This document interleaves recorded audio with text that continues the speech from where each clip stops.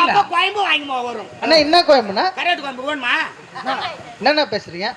அப்படிலாம் பேசக்கூடாது. நான் சுத்த சைவம். நீ சுத்த சைவமா? நான் சுத்த அசைவம். என்ன சுத்த அசைவம்? அது என்ன சுத்த சைவம்? அவரு இந்த பிஸ்கட்ல முட்டை போட்டுருக்கணும், பிஸ்கட் கூட சாப்பிட மாட்டார். அவனு சுத்தமா இருப்பார். அதான் சுத்த சைவம். ஆமா. சுத்த அசைவனா தெரியலையா? தெரியலையே. நான் சாம்பார் ரசம் வச்சா கூட அதுல 2 எலும்பு போட்டு தான் வைப்பேன். ஐயா கவுச்சி இல்லைன்னா என் கட்டுக்கு ஆவா சாமி. சரி சரி, நல்லா சந்தோஷம். ஐயா நான் விறகு வெட்டி வேலைங்க. நானுக்கு வந்து 5 சம விறகு வெட்டி வச்சிட்டேன்.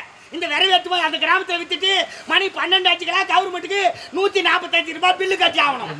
கடவுளே, கூட வரி கேக்குறேன். இந்த காஞ்சி போன விறகு வரி கேக்குறாங்க. அவங்க வரி கேட்கறது இல்லைங்க. நான் எட்டு போய் டெய்லி 12 ஆச்சுக்கலாம் கட்டிடுவேன். 145 ரூபாய். ரொம்ப போச்சு அண்ணா. உங்களுக்கு புரியல? என்னது அண்ணா இதுனா அவ்வளோடா 145 ரூபாய்க்கு இவ்வளவு மியூட் தருவாங்க. யார் பாத்து எவ்வளவுதான்பா? அந்த கர்மத்தை என்ன குடிக்கிறீங்க? எது கர்மம்? தூக்கம் அணிக்காது.